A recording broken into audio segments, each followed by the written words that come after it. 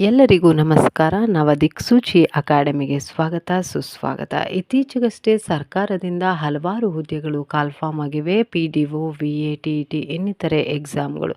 ಎಲ್ಲ ಪರೀಕ್ಷಾರ್ಥಿಗಳು ಸಹ ಸಿದ್ಧತೆಯ ತಯಾರಿಯತ್ತ ಸಾಗ್ತಾ ಇರ್ತೀರಾ.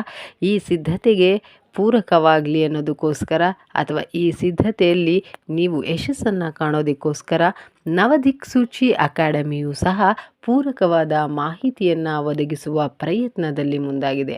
ದಯಮಾಡಿ ನವದಿಕ್ಸೂಚಿ ಅಕಾಡೆಮಿಯ ಚಾನಲನ್ನು ಎಲ್ಲರೂ ಪ್ರೋತ್ಸಾಹ ಬೆಂಬಲವನ್ನು ನೀಡೋದ್ರ ಮುಖಾಂತರ ಯಶಸ್ಸನ್ನು ಗಳಿಸಲಿಕ್ಕೆ ಬೆಂಬಲ ಕೊಡಿ ಅಂತ ಹೇಳ್ತಾ, ಹಾಗಾದರೆ ತುಂಬ ಸಮಯವನ್ನು ವ್ಯರ್ಥ ಮಾಡಲ್ಲ, ಈಗ ಡೈರೆಕ್ಟಾಗಿ ಟಾಪಿಕ್ಗೆ ಹೋಗೋಣ. ಎಲ್ಲ ಎಕ್ಸಾಮ್ಗಳಲ್ಲೂ ಸಹ ಸಿಲೆಬಸ್ ಅನ್ನುವಂಥದ್ದು ಬಹಳ ಮುಖ್ಯ. ಸಿಲೆಬಸ್ ಓರಿಯೆಂಟೆಡೇ ಎಲ್ಲರೂ ಕೂಡ ತಯಾರಿಯನ್ನು ನಡೆಸ್ತಾ ಇರ್ತೀರ. ಎಲ್ಲ ಸಿಲೆಬಸ್ಸನ್ನು ಒಂದು ಕಡೆ ರಾಶಿ ರಾಶಿ ಹಾಕಿ ಓದಲಿಕ್ಕೆ ಕಷ್ಟ ಆಗಬಹುದು. ಅದಕ್ಕೋಸ್ಕರ ಎಲ್ಲವನ್ನ ಒಟ್ಟಾರೆ ನಿಮ್ಮಲ್ಲಿ ಹೇರಳವಾಗಿ ಏರೋದಕ್ಕಾಗದೆ ಯಾವುದೆಲ್ಲ ಇಂಪಾರ್ಟೆಂಟ್ ಇರುತ್ತೋ ಅದನ್ನು ನಿಮ್ಮ ಜೊತೆ ಚರ್ಚೆಯನ್ನು ಮಾಡೋದಕ್ಕೆ ಮುಂದಾಗಿದ್ದೇನೆ. ಇತ್ತೀಚೆಗಷ್ಟೇ PDO ಎಕ್ಸಾಮಲ್ಲಿ ಕರ್ನಾಟಕ ಹಿಸ್ಟ್ರಿ ಅನ್ನುವಂಥದ್ದು ಸಿಲೆಬಸ್ ನಿಮಗಿದೆ ಅಂತ ನಾನು ಭಾವಿಸಿದ್ದೀನಿ. ಹೌದು, ಕರ್ನಾಟಕ ಹಿಸ್ಟ್ರಿ ಅಂದ ತಕ್ಷಣ ನಿಮಗೆ ಅಲ್ಲಿರುವ ರಾಜ ಮನೆತನಗಳಾಗ್ಬೋದು, ಕರ್ನಾಟಕದಲ್ಲಿ ಕರ್ನಾಟಕ ರಾಜ್ಯ ಅನ್ನುವಂಥದ್ದು ಅಥವಾ ಕರ್ನಾಟಕ ಅನ್ನುವಂಥದ್ದು ಹೇಗೆ ಉದ್ಭವಿಸ್ತು, ಹಾಗೆ ಕರ್ನಾಟಕ ಇತಿಹಾಸದಲ್ಲಿ ಯಾವೆಲ್ಲ ಅಂಶಗಳಿವೆ ಅನ್ನೋದನ್ನು ಸಿಲೆಬಸ್ಸನ್ನು ದಯಮಾಡಿ ಎಲ್ಲರೂ ಒಂದು ಬಾರಿ ನೋಡಿ ಅಂತ ಹೇಳ್ತಾ, ನಾನು ಈಗ ಕರ್ನಾಟಕ ಇತಿಹಾಸಕ್ಕೆ ಡೈರೆಕ್ಟ್ ಎಂಟ್ರಿ ಆಗೋದಕ್ಕೂ ಮುಂಚೆ ಪೂರಕವಾದ ಮಾಹಿತಿಯನ್ನು ಹೇಳೋದಕ್ಕೆ ಮುಂದಾಗ್ತಾ ಇದ್ದೀನಿ. ಏನಪ್ಪ ಅದು ಅಂತ ಅಂದರೆ, ನೀವೀಗಾಗಲೇ ಗಮನಿಸಿರುವ ಪ್ರಕಾರ ಕರ್ನಾಟಕ ಅನ್ನುವಂಥದ್ದು ಆ ರಾಜ್ಯ ಅನ್ನುವಂಥದ್ದು ಉದ್ಭವ ಆಗಲಿಕ್ಕೆ ತುಂಬ ಈಸಿಯಾಗಿ ಏನಾಗಿರುವಂಥದ್ದಲ್ಲ. ಅದಕ್ಕೊಂದಷ್ಟು ಇತಿಹಾಸ ಇದೆ, ಚರಿತ್ರೆಗಳಿದೆ, ಪ್ರಾಚೀನತೆಯ ಪ್ರಭಾವಗಳಿವೆ.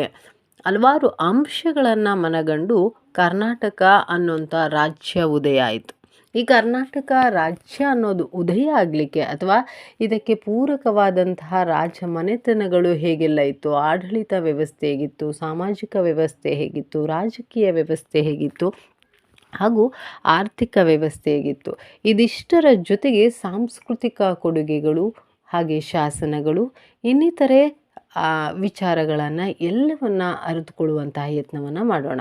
ನಾನು ಮೊದಲಿಗೆ ಸ್ವಾತಂತ್ರ್ಯದ ನಂತರ ಅಥವಾ ಏಕೀಕರಣದ ಸಮಯದಲ್ಲಿ ಅಥವಾ ಕರ್ನಾಟಕ ರಾಜ್ಯ ಇವಿಷ್ಟು ಅಂಶಗಳನ್ನು ಇಟ್ಕೊಂಡು ನಿಮ್ಮ ಜೊತೆ ಮಾತಾಡ್ತಾ ಇದ್ದೀನಿ. ಏನಪ್ಪ ಅಂತ ಅಂದರೆ, ಎಲ್ಲರೂ ಕೂಡ ರಾಜ್ಯಗಳನ್ನು ವಿಂಗಡಣೆಯನ್ನು ಏಕಾಏಕಿ ಎಲ್ಲೂ ಮಾಡೋಕ್ಕಾಗಲಿಲ್ಲ, ಹೌದಾ? ಹಾಗೆಲ್ಲ ರಾಜ ಮನೆತನಗಳಿದ್ದು ಹಲವಾರು ನಿಜಾಮರು ಆಳ್ವಿಕೆಯನ್ನು, ಬ್ರಿಟಿಷರು ಆಳ್ವಿಕೆಯನ್ನು, ವಿದೇಶಿಗರು ಎಲ್ಲರೂ ಆಳ್ವಿಕೆಯನ್ನು ನಡೆಸ್ತಾ ಇರ್ತಾರೆ.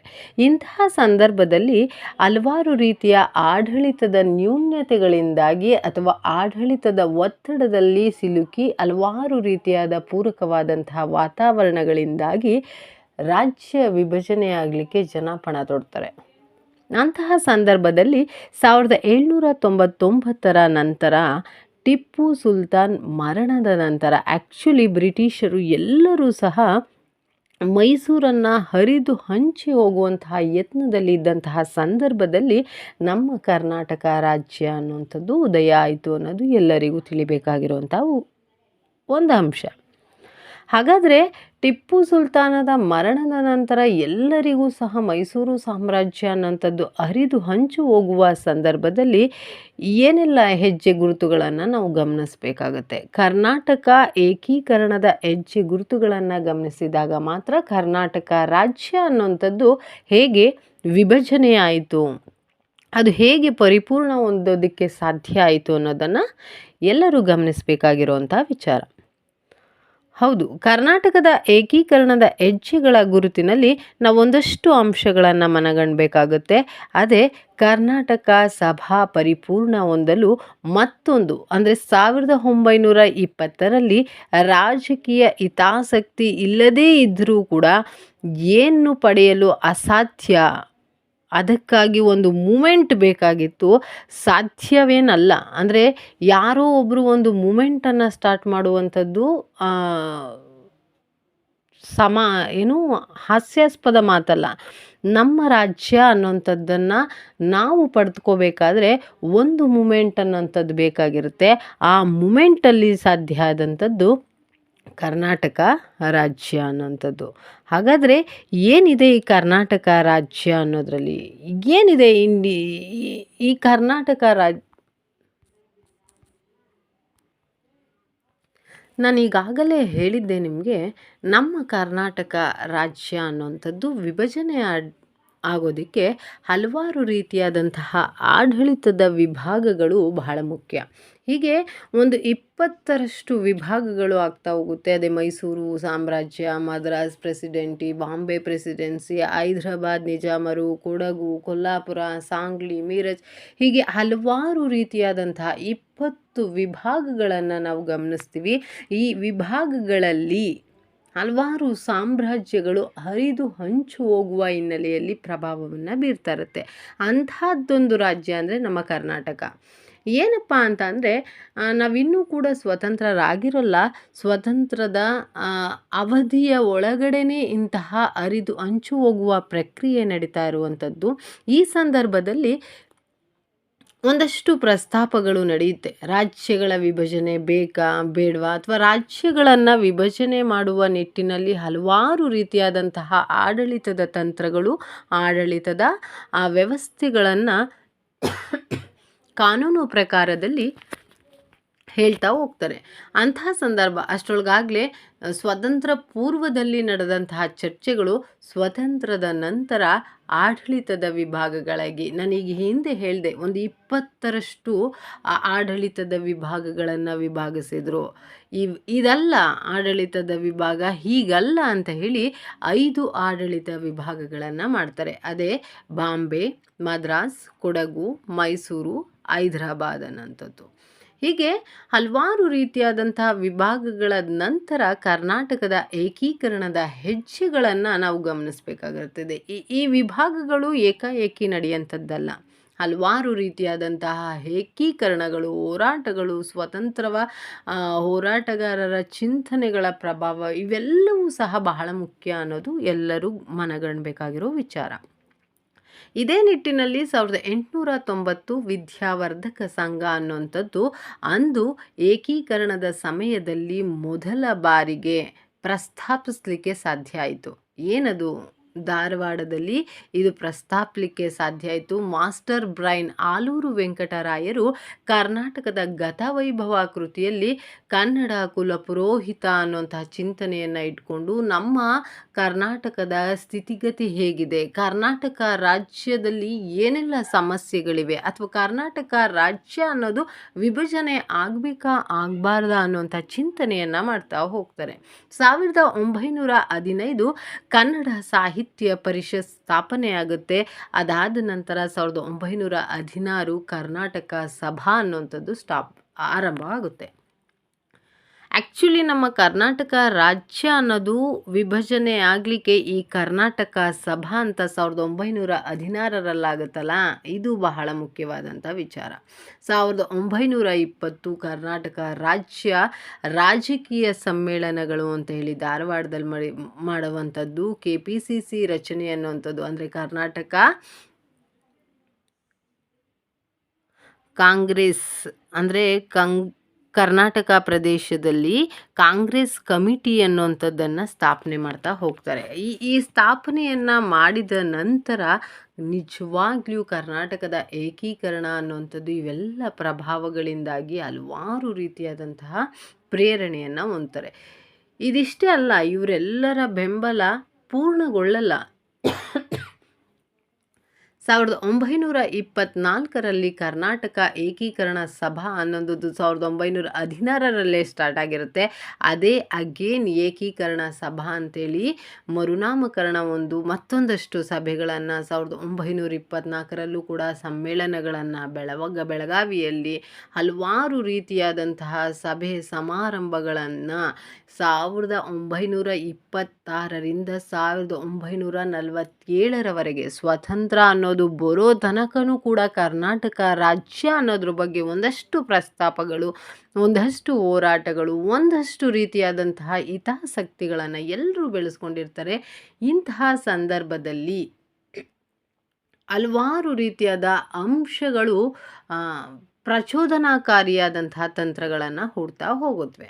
ಈ ಹಿನ್ನೆಲೆಯಲ್ಲಿ 1923ರಲ್ಲಿ ಹಿಂದೂಸ್ತಾನಿ ಸೇವಾದಳ ಸ್ಥಾಪಿಸಿದಂತಹ, ಅದು NS ಹರ್ಡೀಕರ್ ಅವರು 1926ರ ವೇಳೆಗೆ 36,000 ಸಹಿಯನ್ನು ಸಂಗ್ರಹಿಸ್ತಾರೆ.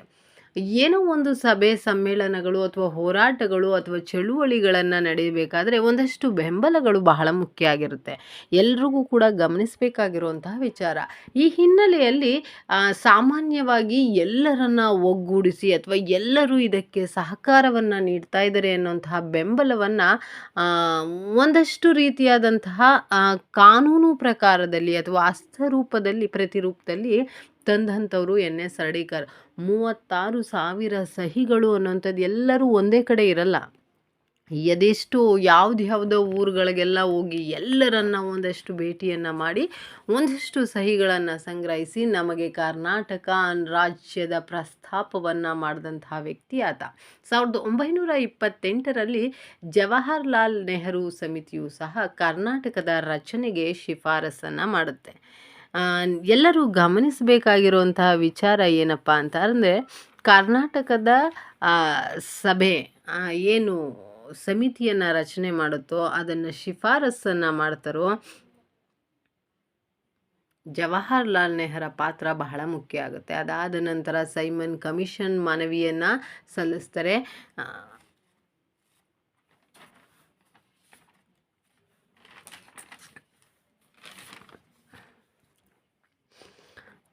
ಹಾಗೆ ಒಂದಷ್ಟು ಮಾಹಿತಿಗಳನ್ನು, ಅಂದರೆ ಸೈಮನ್ ಕಮಿಷನ್ ಅವ್ರಿಗೂ ಕೂಡ ಒಂದಷ್ಟು ರಿಪೋರ್ಟ್ಗಳನ್ನು ಕೊಡ್ತಾರೆ.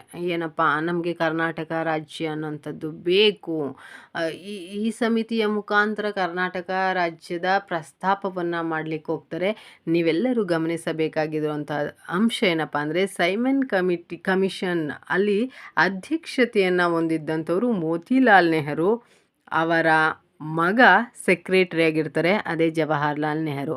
ಅಪ್ಪ ಅಧ್ಯಕ್ಷ ಆಗಿದ್ದರೆ ಮಗ ಸೆಕ್ರೆಟರಿಯಾಗಿ ಕೆಲಸವನ್ನು ಮಾಡ್ತಾ ಇರ್ತಾರೆ ಅನ್ನೋದನ್ನು ಗಮನಿಸಬೇಕಾಗಿರೋ ವಿಚಾರ. ಇದಾದ ನಂತರ 1947ರಲ್ಲಿ ಕರ್ನಾಟಕ ಏಕೀಕರಣದ ಮಹಾ ಸಮಿತಿ ಅನ್ನುವಂಥದ್ದು ರಚನೆಯಾಗಿ ಅದರ ಅಧ್ಯಕ್ಷತೆಯನ್ನು ಎಸ್ ನಿಜಲಿಂಗಪ್ಪ ಅವರು ಪಡ್ಕೋತಾ ಹೋಗ್ತಾರೆ. ಇದಿಷ್ಟು ಒಂದಷ್ಟು ಪ್ರೇರಣೆ ಅಷ್ಟೇ. ಕರ್ನಾಟಕ ರಾಜ್ಯ ಅನ್ನೋದನ್ನು ಪ್ರಸ್ತಾಪಿಸಲಿಕ್ಕೆ ಅಥವಾ ಅದರ ಬಗೆಗಿನ ವಿಚಾರಗಳನ್ನು ಕಾನೂನು ಮುಖಾಂತರ ಹೋರಾಟವನ್ನು ಮಾಡಲಿಕ್ಕೆ ಒಂದಷ್ಟು ಪ್ರಸ್ತಾಪಗಳಷ್ಟೇ ಇವು. ಆದರೆ ರಾಜ್ಯವನ್ನು ಅರಿದು ಹಂಚಿ ಹೋಗಿತ್ತು ಅಂತ ನಿಮ್ಗೆ ಈಗಾಗಲೇ ಹೇಳ್ತಾ ಇದ್ದೆ. ಹಲವಾರು ರೀತಿಯಾದಂಥ ಮೈಸೂರು ಸಂಸ್ಥಾನ ಅನ್ನೋಂಥದ್ದು ಅರಿದು ಹಂಚಿ ಹೋಗಿತ್ತು. ಈ ಎಲ್ಲ ರಾಜ್ಯಗಳನ್ನು ಯಾಕೆಂದರೆ ಎಲ್ಲರೂ ಒಂದೇ ಕಡೆ ಇರಲ್ಲ. ನಮ್ಮ ಭಾಷಿಕರು ಕೊಡಗುನಲ್ಲೂ ಇದ್ದಾರೆ ಕನ್ನಡ ಮಾತಾಡೋರು, ಬೆಳಗಾವಿಯಲ್ಲೂ ಇದ್ದಾರೆ, ಮೈಸೂರಿನಲ್ಲೂ ಇದ್ದಾರೆ.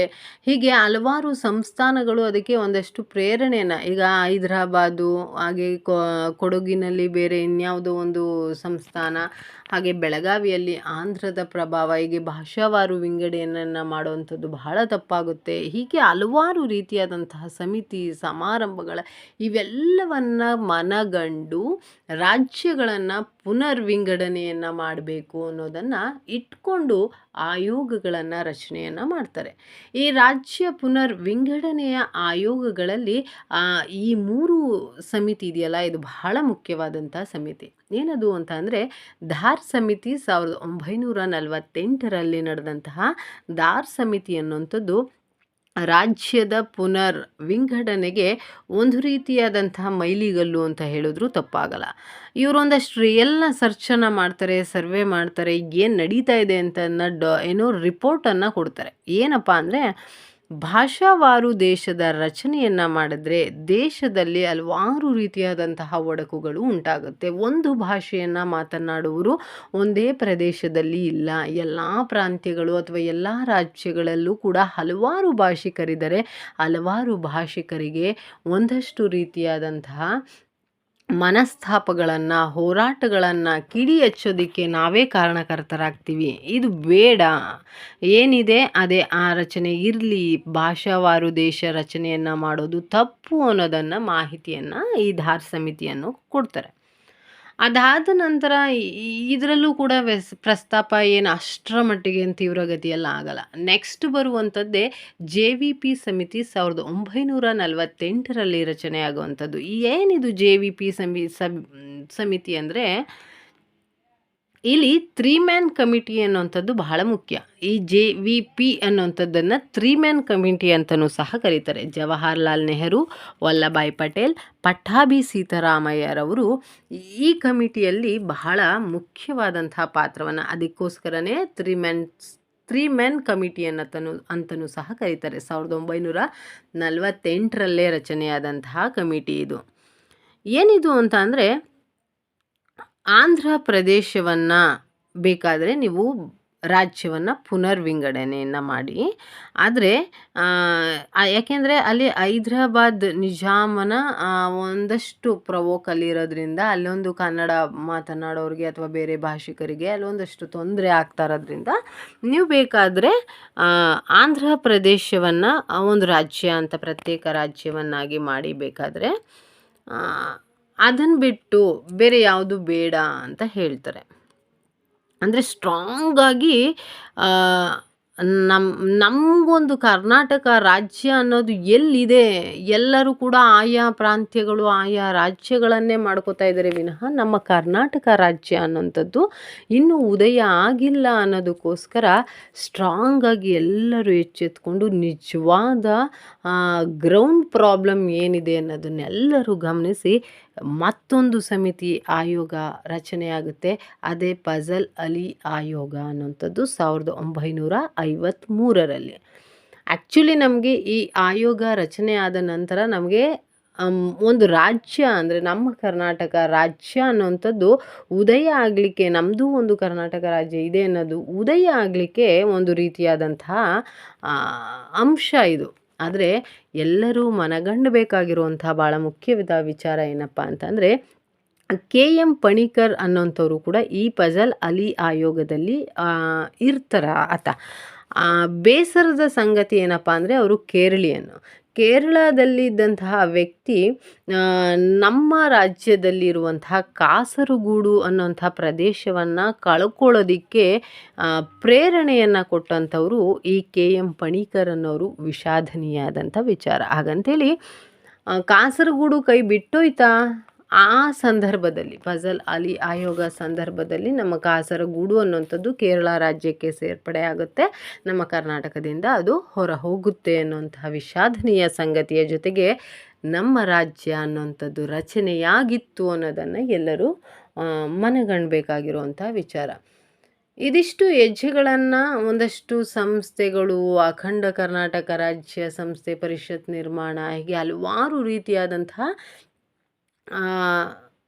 ಸಮಿತಿ, ಸಂಘ ಸಂಸ್ಥೆಗಳೆಲ್ಲವೂ ಕೂಡ ಏಕೀಕರಣದ ಸಂದರ್ಭದಲ್ಲಿ ಮೈಲಿಗಲ್ಲಾಗಿರ್ತವೆ. ನವೆಂಬರ್ 1, 1956ರಲ್ಲಿ ರಚನೆಯಾದಂತಹ ಮೈಸೂರು ರಾಜ್ಯ ಅನ್ನೋದನ್ನು ನವೆಂಬರ್ 1, 1973ರಲ್ಲಿ ಕರ್ನಾಟಕ ರಾಜ್ಯ ಅಂತ ಮರುನಾಮಕರಣ ಮಾಡೋದ್ರ ಮುಖಾಂತರ ಇತಿಹಾಸವನ್ನು ಮತ್ತಷ್ಟು ಸೃಷ್ಟಿಯನ್ನು ಮಾಡ್ತಾರೆ. ಮೈಸೂರು ರಾಜ್ಯ ಅಲ್ಲ, ಕರ್ನಾಟಕ ರಾಜ್ಯ ಅಂತ ಕರೀರಿ ಅಂತ ಹೇಳಿ ಮರುನಾಮಕರಣ ಮಾಡೋದ್ರ ಮುಖಾಂತರ ಕರ್ನಾಟಕ ರಾಜ್ಯ ಅನ್ನುವಂಥದ್ದು ಎಷ್ಟು ಸ್ಟ್ರಾಂಗ್ ಹಿನ್ನೆಲೆಯನ್ನು ಹೊಂದಿತ್ತು. ದಯವಿಟ್ಟು ಎಲ್ಲರೂ ದೇಶಾಭಿಮಾನದ ಜೊತೆಗಿನ ನಮ್ಮ ಗೌರವ ಅಥವಾ ನಮ್ಮ ಪ್ರದೇಶ ಏಕಾಏಕಿ ಸುಮ್ಮನೆ ಒಂದು ರಾಜ್ಯ ಅನ್ನುವಂಥದ್ದು ಹುಟ್ಟಾಗಿರಲಿಲ್ಲ. ದಯಮಾಡಿ ಎಲ್ಲರೂ ಅದರ ಬಗೆಗಿನ ಅಭಿಮಾನವನ್ನು ಇಟ್ಕೊಳ್ಳಿ ಅಂತ ಹೇಳೋದ್ರ ಮುಖಾಂತರ ಕರ್ನಾಟಕ ರಾಜ್ಯ ಅನ್ನೋದು ಉದಯ ಆಯಿತು. ಅಂತೂ ಇಂತೂ ಉದಯ ಆಯಿತು. ಹಾಗಂತೇಳಿ ಕರ್ನಾಟಕ ಏಕೀಕರಣ ಒಂದಷ್ಟು ಚಳುವಳಿ, ಸಮಿತಿ, ಆಯೋಗ, ಕಮಿಟಿ ಎಲ್ಲರ ಬೆಂಬಲದಿಂದಾಗಿ ಏಕೀಕರಣ ಪೂರ್ಣಗೊಳ್ತಾ? ಎಲ್ಲರಿಗೂ ಕಾಡಬೇಕಾಗಿರೋ ಮತ್ತೊಂದು ಪ್ರಶ್ನೆ. ಖಂಡಿತವಾಗಿಯೂ ಆ ಅಂಶ ಪೂರ್ಣಗೊಳ್ಳಿಲ್ಲ. ಯಾಕೆ? ಮುಂದಿನ ತರಗತಿಯಲ್ಲಿ ಚರ್ಚೆ ಮಾಡೋಣ. ಹಿಂದಿನ ತರಗತಿಯಲ್ಲಿ ಹೇಳಿದ್ದೆ, ಎಲ್ಲರಿಗೂ ನವದಿಕ್ಸೂಚಿ ಅಕಾಡೆಮಿಗೆ ಸ್ವಾಗತ ಸುಸ್ವಾಗತ. ಇನ್ನೂ ಸಬ್ಸ್ಕ್ರೈಬ್ ಆಗಿಲ್ಲ, ಲೈಕ್ ಮಾಡಿಲ್ಲ, ಶೇರ್ ಮಾಡಿಲ್ಲ, ದಯವಿಟ್ಟು ಸಬ್ಸ್ಕ್ರೈಬ್ ಆಗಿ ಅಂತ ಹೇಳೋದ್ರ ಮುಖಾಂತರ ಇಂದಿನ ತರಗತಿಯನ್ನು ಮತ್ತೊಮ್ಮೆ ಆರಂಭಿಸ್ತಾ ಹೋಗ್ತೀನಿ, ಕಂಟಿನ್ಯೂ ಮಾಡ್ತೀನಿ. ಈಗ ಆಲ್ರೆಡಿ ನಿಮಗೆ ಹೇಳಿದ್ದೆ, ಕರ್ನಾಟಕ ಏಕೀಕರಣ ಪೂರ್ಣಗೊಂಡಿದೆಯಾ ಇಲ್ವಾ ಅಂತೇಳಿ. ಪೂರ್ಣಗೊಂಡಿಲ್ಲ ಅನ್ನೋಂಥದ್ದು ಎಲ್ಲರೂ ಕಾಡೋ ಪ್ರಶ್ನೆ ಉಂಟಾಗುವಂತಹ ಸಂದರ್ಭ ಉಂಟಾಗುತ್ತೆ. ಏನಪ್ಪ ಅದು ಅಂತಂದರೆ, ಕರ್ನಾಟಕ ರಾಜ್ಯ ಅನ್ನೋದು ಸೃಷ್ಟಿ ಆಗಾಯಿತು, ಆದರೆ ಪರಿಪೂರ್ಣವೇ ಅನ್ನೋ ಪ್ರಶ್ನೆ ಎಲ್ರಿಗೂ ಕಾಡಬೇಕಾಗಿರುವಂಥ ವಿಚಾರ. ನಾನು ನಿಮ್ಗೊಂದಷ್ಟು ಪ್ರಶ್ನೆಗಳನ್ನು ಕೇಳ್ತಾ ಹೋಗ್ತೀನಿ, ಒಂದಷ್ಟು ಆಪ್ಷನ್ ಸಹ ಕೊಡ್ತಾ ಹೋಗ್ತೀನಿ. ಈ ಪ್ರಶ್ನೆಗಳು ಸಹಜವಾಗಿ ಎಲ್ಲರಿಗೂ ಸಹ, ಅದರಲ್ಲೂ ಎಕ್ಸಾಮ್ ಹಿತದೃಷ್ಟಿಯಿಂದ ನೀವು ಚಿಂತನೆ ಮಾಡಬೇಕಾಗಿರುವಂಥ ಅಂಶ ಏನಪ್ಪ ಅದು ಅಂದರೆ, ಮಹಾಜನ್ ವರದಿಯು ಈ ಕುರಿತಾದದ್ದು ಅನ್ನೋಂಥ ಪ್ರಶ್ನೆ. ಮಹಾಜನ್ ವರದಿ ಅನ್ನುವಂಥದ್ದು ಯಾವ ವಿಚಾರ? ಕಾವೇರಿ ನದಿ ಜಲ ವಿವಾದವನ್ನು ಕುರಿತದ್ದ, ಮಹಾರಾಷ್ಟ್ರದ ಗಡಿ ವಿವಾದವನ್ನು ಕುರಿತದ್ದ, ಅಥವಾ ಕನ್ನಡ ಭಾಷಾ ಸ್ಥಾನಮಾನ ವಿವಾದವನ್ನು ಕುರಿತದ್ದ, ಕೃಷ್ಣಾ ನದಿ ಜಲ ವಿವಾದವನ್ನು ಕುರಿತದ್ದ?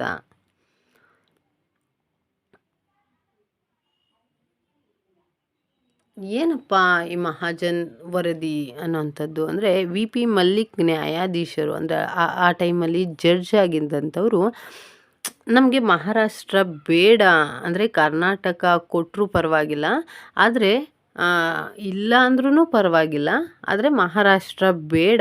ಯಾಕೆಂದರೆ ಮಹಾರಾಷ್ಟ್ರ ಬೇಡ ಅನ್ನೋದಕ್ಕೆ ಒಂದಷ್ಟು ಹಿಂದೆ ಚಿಂತನೆ ನಡೆದಿದೆ. ಅಂದರೆ ಮಹಾರಾಷ್ಟ್ರದ ಗಡಿ ವಿವಾದವನ್ನು ಕುರಿತು ನಡೆದಂತಹ ವರದಿ ಇದು ಅನ್ನೋದು ನಿಮ್ಮೆಲ್ಲರಿಗೂ ತಿಳಿಯಬೇಕಾಗಿರುವಂಥ ವಿಚಾರ. ಅಂದರೆ ಬೆಳಗಾವಿ ಅದಕ್ಕೆ ಹೋರಾಟ, ಒಂದಷ್ಟು ಚಳುವಳಿಗಳನ್ನು ಮಾಡಲಿಕ್ಕೆ ಇದು ಬಹಳ ಮುಖ್ಯವಾದಂತಹ ಕಾರಣ. ಕರ್ನಾಟಕದಲ್ಲಿ ಬೆಳಗಾವಿ ಬೇಕಾ ಬೇಡವಾ ಅದು ಸೆಕೆಂಡ್ರಿ, ಆದರೆ ನಮಗೆ ಗಡಿ ಬಾರ್ಡರ್ ಅನ್ನೋಂಥದ್ದು ಮಹಾರಾಷ್ಟ್ರಕ್ಕೆ ಯಾವುದು? ಮಹಾರಾಷ್ಟ್ರಕ್ಕೆ ಬೆಳಗಾವಿಗೆ ಬಾರ್ಡರ್ ಅನ್ನೋಂಥದ್ದು ಯಾವುದು? ಹಾಗಾದರೆ ಬೆಳಗಾವಿ ಕರ್ನಾಟಕಕ್ಕೆ ಸೇರಿದೆಯಾ? ಇದಷ್ಟು ಚಿಂತನೆಗಳನ್ನು ಇಟ್ಟುಕೊಂಡು ಈ ಗಡಿ ವಿವಾದವನ್ನು ಮುಖಾಂತರ ಒಂದಷ್ಟು ವರದಿಯನ್ನು ತರ್ತಾರೆ. ಇದು ಮಹಾರಾಷ್ಟ್ರ ಗಡಿ ವಿವಾದವನ್ನು ಕುರಿತು ಹೇಳುವಂಥದ್ದು ಮಾತು. ಯಾಕೆ ಅಂತ ಅಂದರೆ, ಬೆಳಗಾಂ ಕಂಟಿನ್ಯೂ ಇನ್ ಕರ್ನಾಟಕ ಅಂದರೆ ಕಂಟಿನ್ಯೂ ಆಗಬೇಕು. ಮಹಾಜನ್ ವರದಿಯ ಸಾರಾಂಶ ಹೇಗಿರುತ್ತೆ, Belgaum to continue in the Karnataka around 247 villages places including Jath, Akkalkot, Solapur to be part of Karnataka. Around 264 villages places including Nandagad, Nippani, Kanpur to be part to Maharashtra. Kasaragod of Kerala to be part of Karnataka. ಹೀಗೆ ಬೆಳಗಾವಿಯಲ್ಲಿ ಒಂದಷ್ಟು ಜಿಲ್ಲೆ ಏನು ಹಳ್ಳಿಗಳಿವೆ, ಅಲ್ಲೊಂದಷ್ಟು ಪ್ಲೇಸ್ಗಳಿವೆ, ಅಲ್ಲೆಲ್ಲ ನಮ್ಮ ಕನ್ನಡಿಗರು ಕರ್ನಾಟಕವನ್ನು ಮಾತಾಡೋರು ಇದ್ದಾರೆ. ಮಹಾರಾಷ್ಟ್ರವನ್ನು ಮಾತಾಡುವಂಥದ್ದು ಅಥವಾ ಮಹಾರಾಷ್ಟ್ರಕ್ಕೆ ಅದು ಸೇರಬೇಕಾ ಅನ್ನೋ ಈ ಒಂದಷ್ಟು ಚಿಂತನೆಗಳನ್ನು ಇಟ್ಕೊಂಡು ಇದು ಕರ್ನಾಟಕಕ್ಕೆ ಸೇರಿದ್ದು ಅನ್ನೋದು ಒಂದಷ್ಟು ಚಿಂತನೆ ನಡೆಯುತ್ತೆ. ಕಾಸರಗೋಡು ಆಲ್ಸೋ ಕರ್ನಾಟಕಕ್ಕೆ ಸೇರಬೇಕು ಅನ್ನೋಂಥದ್ದೇ ಹಿನ್ನೆಲೆಯಲ್ಲಿ ಬಂದಂಥದ್ದು. ಯಾಕೆಂದರೆ ಪಾರ್ಟ್ ಆಫ್ ಕರ್ನಾಟಕ, ಅದು ಕೇರಳಕ್ಕೆ ಅತ್ತ ಕಡೆ ಕೇರಳಕ್ಕೆ ಪರಿಪೂರ್ಣತೆಯನ್ನು ಜಸ್ಟಿಸ್ ಕೊಡೋಕ್ಕಾಗಲ್ಲ, ಇತ್ತ ಕರ್ನಾಟಕದಲ್ಲಿ ಜಸ್ಟಿಸ್ ತಗೊಳ್ಳೋದಕ್ಕೂ ಆಗ್ತಿಲ್ಲ. ಇಂತಹ ಸಮಸ್ಯೆಗಳನ್ನು ಒಳಗೊಂಡಿರುವಂಥದ್ದು ಅಂತ ಒಂದಷ್ಟು ಚರ್ಚೆಗಳಿವೆ. ಮತ್ತೊಂದು ಪ್ರಶ್ನೆ, ಹಿಂದುಳಿದ ವರ್ಗಗಳಿಗೆ ಮೀಸಲಾತಿ ನೀಡಿದ ಮೊದಲ ರಾಜ್ಯ ಯಾವುದು ಅನ್ನೋಂಥದ್ದು. ಯಾವುದು ಹಾಗಾದರೆ? ಹಿಂದುಳಿದ ವರ್ಗಗಳಿಗೆ ಮೀಸಲಾತಿಯನ್ನು ನೀಡುವುದರಲ್ಲಿ ಮೊದಲ ರಾಜ್ಯ ಅಂತಂದರೆ ನಮ್ಮ ಕರ್ನಾಟಕ ಅನ್ನುವಂಥದ್ದನ್ನು ಬಹಳ ಮುಖ್ಯವಾಗಿ ಗಮನಿಸಬೇಕು. ನಂತರ ಬರೋಂಥದ್ದು ಗೋಕಾಕ್ ಚಳುವಳಿ. ಇದು ಒಂದಷ್ಟು ನಮ್ಮ ಕರ್ನಾಟಕ ರಾಜ್ಯದಲ್ಲಿ ಅಥವಾ ಏಕೀಕರಣದ ಸಂದರ್ಭದಲ್ಲಿ ಪರಿಪೂರ್ಣ ಹೊಂದಿದೆಯಾ ಅನ್ನೋದರ ಹಿನ್ನೆಲೆಯಲ್ಲಿ ಉಂಟಾದಂತಹ ಚಳುವಳಿ ಇದು ಕೂಡ. ಏನಿದು ಗೋಕಾಕ್ ಚಳುವಳಿ ಅಂತಂದರೆ, ಕನ್ನಡ ಭಾಷಾ ಸ್ಥಾನಮಾನದ ವಿವಾದವನ್ನು ಕುರಿತು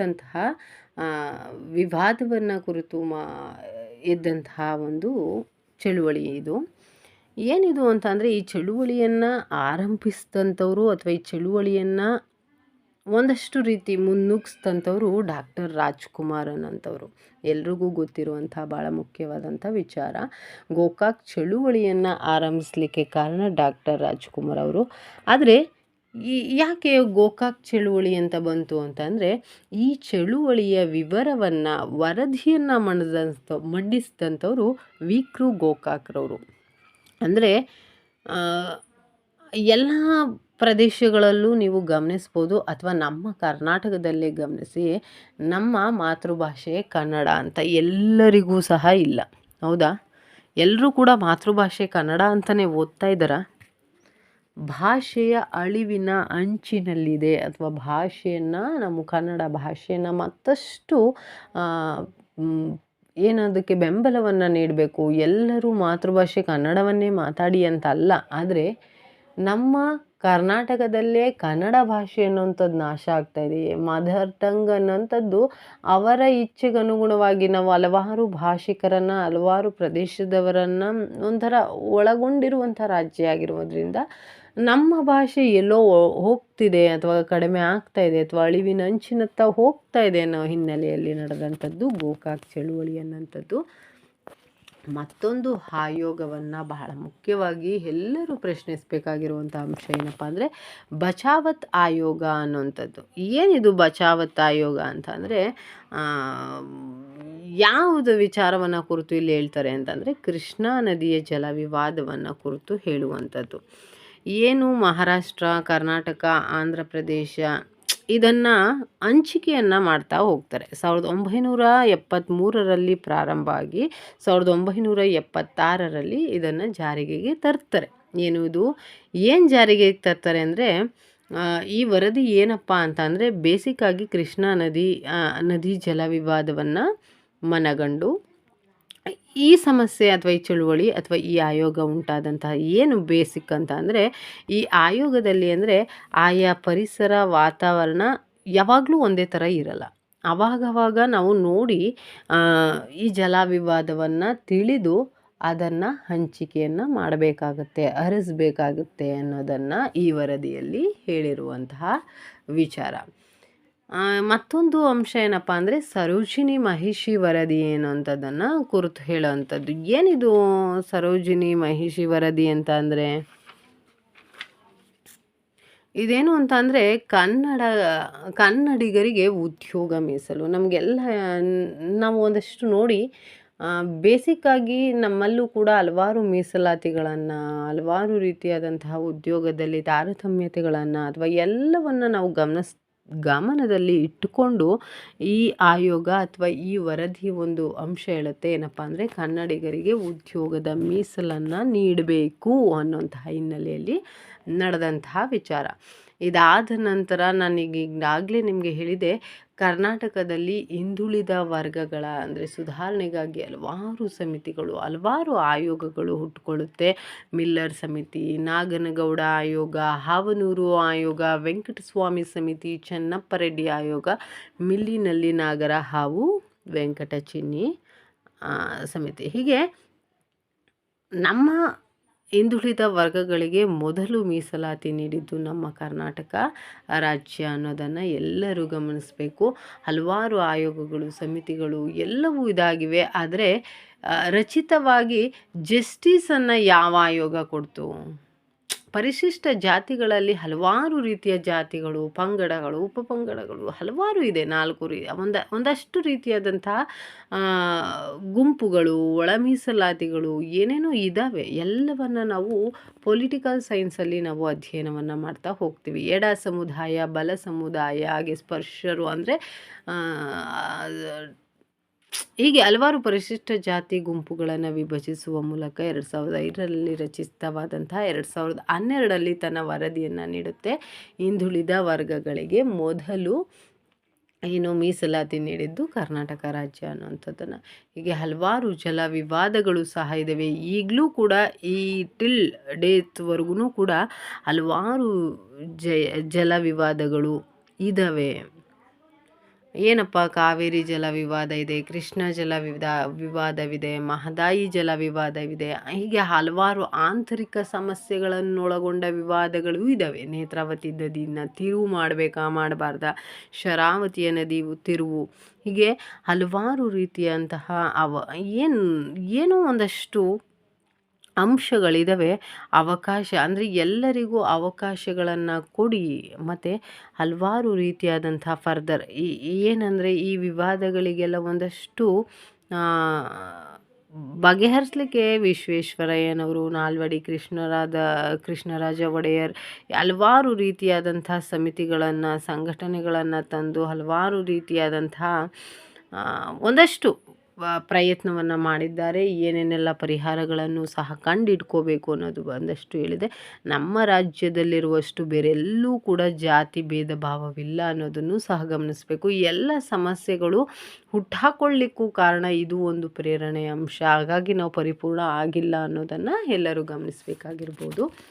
ಹೀಗೆ ಕರ್ನಾಟಕ ರಾಜ್ಯ ಅನ್ನೋದನ್ನು ವಿಭಜಿಸಲಿಕ್ಕೆ ಏನೇನೆಲ್ಲ ಸ್ಟೆಪ್ ಅಥವಾ ಒಂದು ಮೂಮೆಂಟ್ ಅನ್ನೋದು ಅಥವಾ ಒಂದು ಮೂವ್ ಅನ್ನೋದು ಬೇಕಿತ್ತು ಅನ್ನೋದ್ರ ಬಗ್ಗೆ ಒಂದಷ್ಟು ಹಿನ್ನೆಲೆ ನಿಮ್ಮ ಓದಿಗೆ ಪೂರಕವಾಗಲಿ ಅನ್ನುವಂತಹ ಒಂದು ಸಣ್ಣ ಪ್ರಯತ್ನವನ್ನು ಮಾಡಿದ್ದೇನೆ. ಎಲ್ಲಾದರೂ ತಪ್ಪನ್ನು ಕಂಡಿದ್ದರೆ ದಯವಿಟ್ಟು ಕ್ಷಮೆ ಇರಲಿ.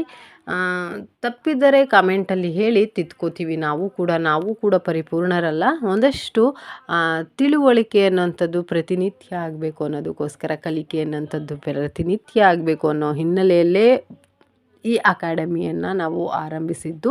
ನವದಿಕ್ಸೂಚಿ ಅಕಾಡೆಮಿಯಲ್ಲಿ ಒಂದಷ್ಟು ಸಣ್ಣ ಪ್ರಯತ್ನವನ್ನು ಮಾಡಿದ್ದೇವೆ ನಿಮ್ಮ ಪರೀಕ್ಷೆಗೆ ಪೂರಕವಾಗಲಿಕ್ಕೋಸ್ಕರ. ಕರ್ನಾಟಕ ಇತಿಹಾಸದ ಒಂದು ತುಣುಕನ್ನು ನಿಮ್ಮ ಜೊತೆ ಇಟ್ಟಿದ್ದೇವೆ. ಹಾಗಾದರೆ ಕರ್ನಾಟಕ ಇತಿಹಾಸದಲ್ಲಿ ಬಂದಂತಹ ಮೊದಲ ರಾಜ ಮನೆತನವನ್ನು ಮುಂದಿನ ತರಗತಿಯಲ್ಲಿ ಚರ್ಚೆ ಮಾಡೋಣ.